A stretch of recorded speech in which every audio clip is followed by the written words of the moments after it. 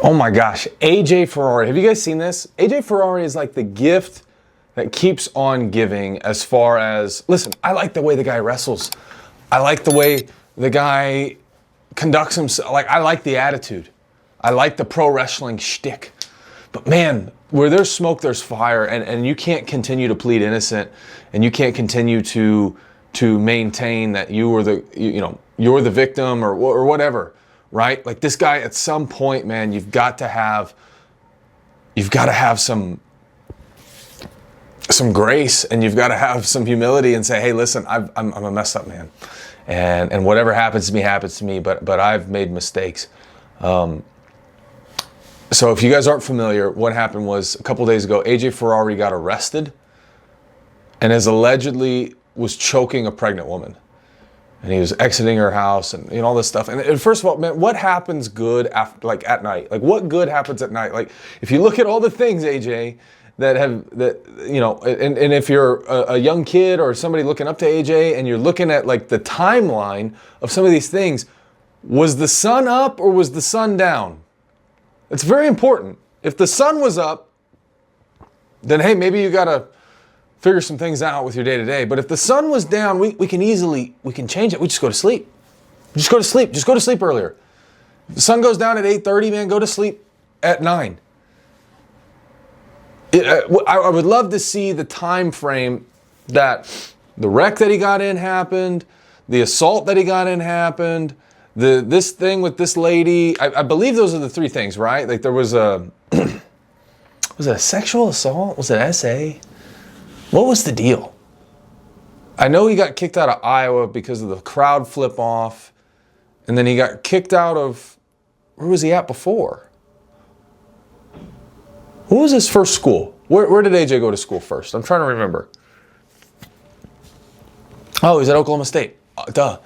Yeah, there was something going on there, and he got kicked out of the school there, but then he got in a wreck, and Coach Smith was the one that found him. Like just weird. Which, by the way, why was Coach Smith looking for him?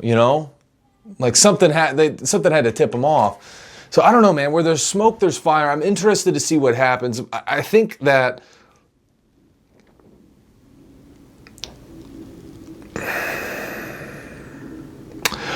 when you have somebody like AJ that is like a John Jones type, right? He claims faith, but he screws up pretty big a lot of times. And I'm not saying that he's not a Christian. I think, maybe his heart is in the right place, and he just decides to give in to this beast that is the same guy that jumps in the mat and has a hard time coming off the mat and integrating into society. I don't know, man. I'll just say I've done some messed up things in my life, and I would hate to have a microscope on me.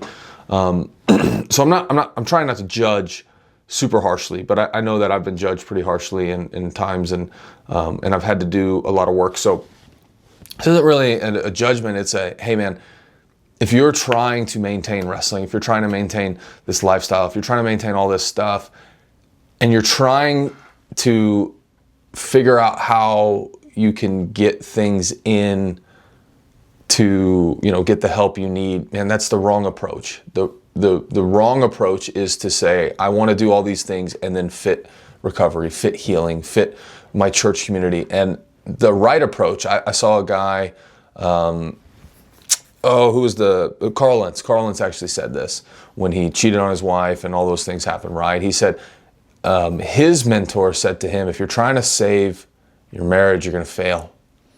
I'm not trying to save your marriage. I'm trying to save your life. Like I'm trying to save you. I'm trying to get you healthy.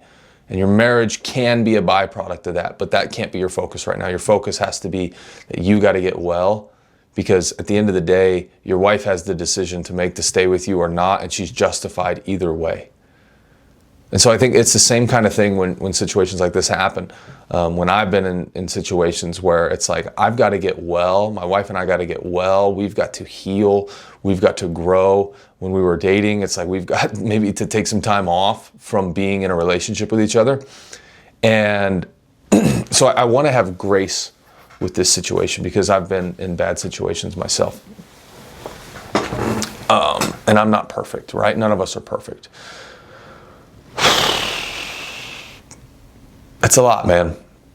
And where there's smoke, there's fire. And the guy seems to continue to struggle. And I feel like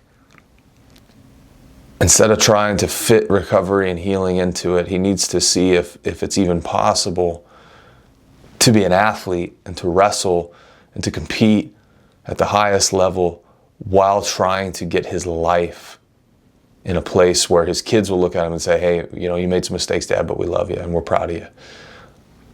That's the most important thing. And I hope he finds that. I hope he figures that out. It sucks. But at the end of the day, there's a pregnant woman that was most likely choked by him that needs our support more than he does, because she is the victim. And it's one of those tough situations, man, where you're just like, you're watching it happen and you want to help the guy, you want to shake him. But I don't know. I don't know what's going to happen. At the end of the day, recovery has to come first, healing has to come first, and everything else has to be able to mold around that. If you got a counseling session at 3 and practice at 3, man, you got to skip practice if you're in that spot. And it sucks. And, you hope that you can work around it. But, first thing's got to come first. So, I don't know. Those are my thoughts. What are your guys' thoughts? Leave them down below.